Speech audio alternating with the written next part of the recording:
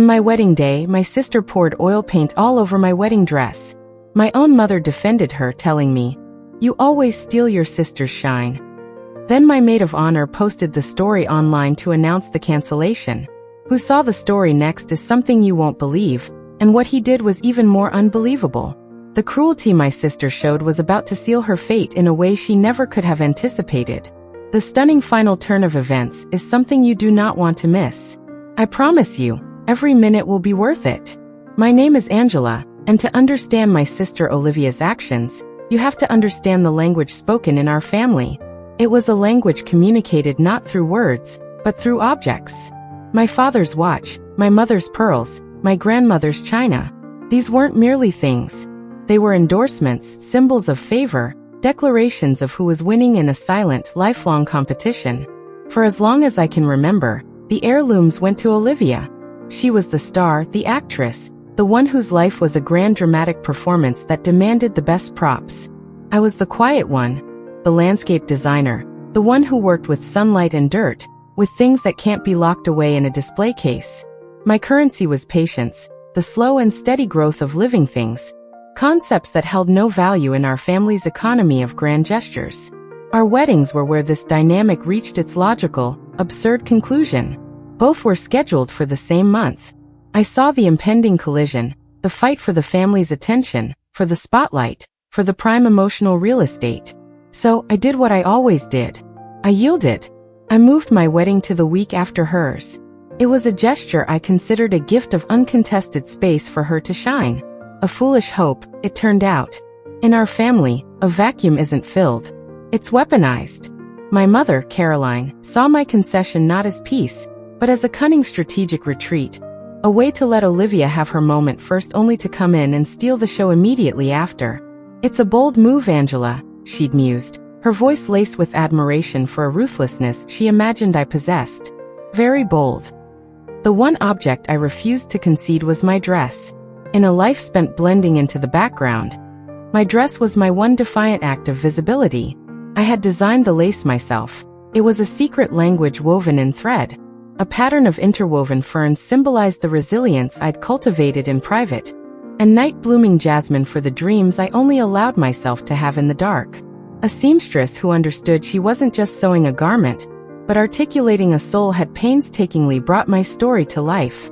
It was the only heirloom I had ever created for myself, and I loved it with a fierce, protective passion. A familiar, tense atmosphere made the morning of my wedding feel heavy. Olivia was a ghost at the feast, her silence a high-frequency hum of discontent. She drifted through the cheerful chaos of the preparations, her presence sucking the warmth from every room she entered. I was in my slip, my hair and makeup complete, moments away from putting on the dress, my heart a fluttering bird in my chest. I left the room for just a moment to retrieve my veil, a small, simple piece of tulle. The scene that greeted me when I returned was a violation, so profound it stopped the air in my lungs. Olivia stood before my dress, which hung from the doorframe like a sacred artifact. In her hand was a tube of cadmium red oil paint. A thick, obscene gash of crimson ran from the delicate lace of the bodice down the pristine silk skirt. It was a visceral slash of violence. The paint was still wet, gleaming under the light. She had not just stained it, she had desecrated it. She turned to look at me, and in her eyes, I saw no remorse, only a cold, glittering triumph. This was the final act of her play, her magnum opus of cruelty. "It was too plain," she said, her voice a low theatrical murmur dripping with contempt. "All that white. It needed a little life, a little tragedy." Before the world could restart, my mother was there, drawn by the sudden dead silence. She took in the scene in a single sweeping glance. The violated dress, Olivia's smug posture, my own face, which must have been a mask of shattered disbelief. A flicker of something was in her eyes. Was it horror? Pity? But it was extinguished in an instant, replaced by a familiar, steely resolve. Her loyalty, as always, snapped back to its default setting. "Olivia." She turned to me, and her voice was not soft with comfort but sharp with accusation. "Angela," she said, the words precise and cold. "You shouldn't have provoked her." Provoked her? My mind struggled to grasp the logic. "Mom, what?" "This is what happens when you push her," my mother continued, her voice rising. now an ally in her younger daughter's madness. You and this perfect, quiet little life you've built. You had to have this perfect dress, something no one else could have. You just couldn't stand it, could you? You couldn't let her have her wedding month without trying to steal her shine. The words hit me with the force of a physical blow, knocking the last of the air from my body. I wasn't just the victim of my sister's jealousy. I was now her accomplice, the architect of my own destruction. This was the true betrayal. The paint could be cleaned, the dress perhaps salvaged, but my mother's words had inflicted a wound that would never heal. That was the moment the ground beneath me fell away. It wasn't a snap decision. It was the final, heartbreaking confirmation of a truth I had spent my entire life trying to ignore. In the story of my family, I was and always would be the villain.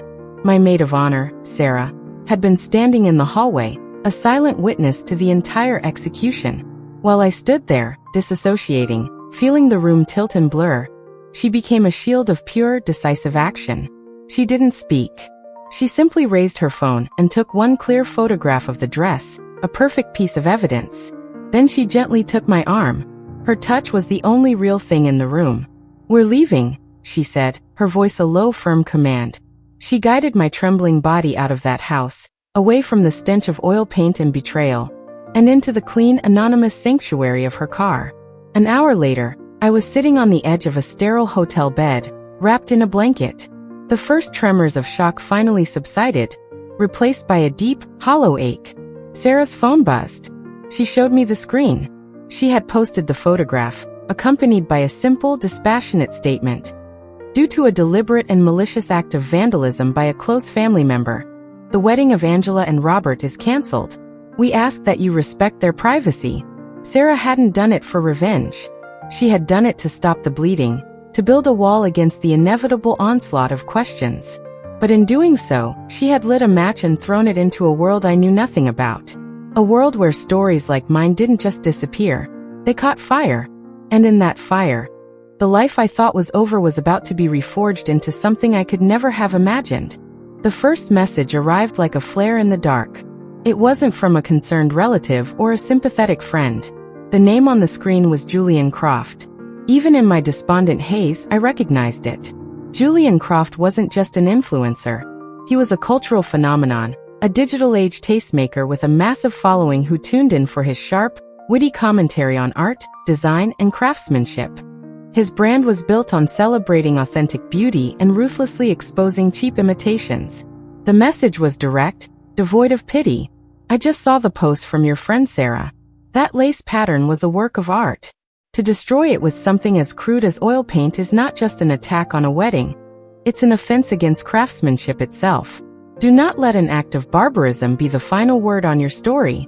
I stared at the words, my initial reaction one of cynical disbelief. It felt like a strange, surreal dream. But more messages followed from him, from his producers. He wasn't offering condolences. He was proposing a counteroffensive. A phone call was arranged. His voice was exactly as it was on his shows, resonant, intelligent, and utterly convincing. "Angela," he began, "your wedding was not cancelled. It was postponed by an act of jealousy. There's a difference. What was attacked was not just your dress, but the very idea of creating something beautiful and personal. My audience, the people who follow me, they don't just consume content. They believe in the things I talk about. They believe in artistry over artifice.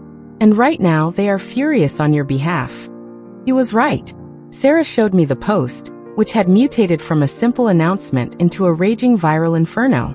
Julian had shared it, adding a single sentence. "This is what happens when talentless narcissism confronts genuine creativity." The comment section was a tidal wave of outrage and support. My small, personal tragedy had become a public parable. Julian's proposal was audacious. "We are going to give you a new wedding," he declared. "Not as a gift, but as a platform. We will turn this into a live event, a testament to the fact that creation will always triumph over destruction. I will handle the logistics. All you have to do is say yes." I was hesitant. The idea of turning my intimate ceremony into a public spectacle felt alien. But then I looked at my fiancé Robert, whose quiet strength had been my anchor through this entire ordeal. He simply said, "The wedding was never about the venue or the dress. It was about us. That part hasn't changed. Everything else is just noise. Let's not let them silence the music. So I said, yes. The next 72 hours were a logistical whirlwind orchestrated by Julian's team with the precision of a military operation.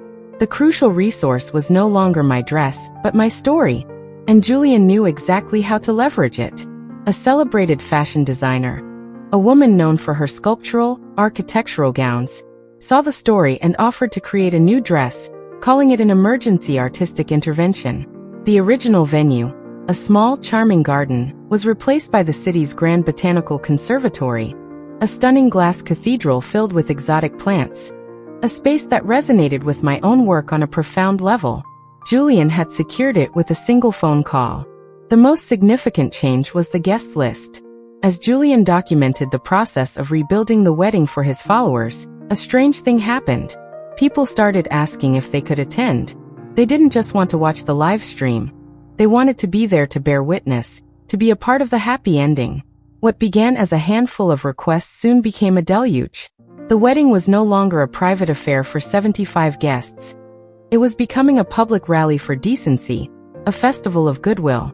The sabotage, intended to shrink my world down to a single point of humiliation, had backfired spectacularly. My world was expanding at an explosive rate. In a small, quiet moment amidst the chaos, I realized the profound irony of the situation. My sister had spent her entire life desperately manufacturing a spotlight, using our family as her stagehands and financiers. By committing one single act of petty destruction, she had inadvertently handed me a spotlight so vast and so bright it was capable of illuminating the entire country. She wanted to steal my shine, but she had instead given me the sun. The new wedding was set for the following Saturday, exactly 1 week after the original date. I stood for my final fitting. The new gown was a masterpiece of structured silk and shimmering thread, a dress that felt less like clothing and more like armor. It was a creation born not of quiet hope, but of defiant resilience. The original wedding was my personal dream. This new wedding was something else entirely. It was a story, and the whole world was watching to see how it would end. The day of the new wedding felt like stepping into an alternate reality. The Botanical Conservatory, a place I had always admired from a professional distance, had been transformed. Julian's production team, a swarm of quiet professionals in black, had set up cameras and lighting with an understated elegance that amplified the natural beauty of the space, rather than overwhelming it. But it was the guests that took my breath away. Hundreds of people, strangers from all walks of life, filled the soaring glass atrium. They were dressed in their finest, their faces alight with a genuine, palpable excitement. They weren't just spectators, they were participants, a silent chorus of support. As Sarah and I watched from a secluded balcony, she whispered, "Olivia wanted an audience. I guess she got one for you instead." There was no bitterness in her voice, only a sense of profound cosmic justice. Julian found me just before the ceremony was to begin. He looked at my new gown, a creation that was both regal and deeply personal, and nodded in approval. "Perfection," he said. "Are you ready?" I took a deep breath. "I'm ready to marry Robert," I replied. "The rest is just a beautiful dream I didn't know I had." The walk down the aisle was surreal. Every eye was on me, not with the critical judgment of a family wedding, but with an open, encouraging warmth. I saw faces of all ages, all united by a story they had followed online. A story of a ruined dress and a heart that refused to be broken. They smiled, some even wiped away tears. In that moment, they were not a crowd of strangers. They were my witnesses, my community. I saw Robert waiting for me, his expression a mixture of awe and unwavering love, the one constant in a week of dizzying change. The ceremony was live-streamed, of course. Millions of people watched as we said our vows. We didn't mention the events of the past week directly, but the theme of resilience, of building beauty on broken foundations, was woven into every word. My vows to Robert were about the quiet strength that underpins true partnership. The kind of love that doesn't need a spotlight because it generates its own light. It was my final silent response to my family's obsession with external validation. The broadcast was a phenomenon. The wedding became the #1 trending topic in the country. News channels hungry for a feel-good story picked it up. My personal disaster had become a national spectacle of triumph. I, Angela, the quiet landscape designer, the forgotten sister, had for one day stolen the shine from the entire nation. We never heard from my family directly. There was no hysterical phone call, no desperate plea for forgiveness. Their defeat was not a dramatic confrontation, but a quiet, crushing irrelevance. I imagined them in their perfectly decorated living room, watching my wedding on a screen just like millions of other strangers. They had made themselves spectators to my life, and now that was all they would ever be. Their power over me had been absolute because my world had been small enough for them to dominate. In their desperate attempt to destroy that small world, they had propelled me into a world so large their influence couldn't even cast a shadow. As the evening drew to a close and Robert and I stood on a terrace overlooking the illuminated gardens, I thought about the ruined dress. It was a symbol of a past I no longer mourned. My sister's act of malice, intended to be a final, defining chapter of my life, had instead become a footnote in a much grander, more beautiful story I was only just beginning to write.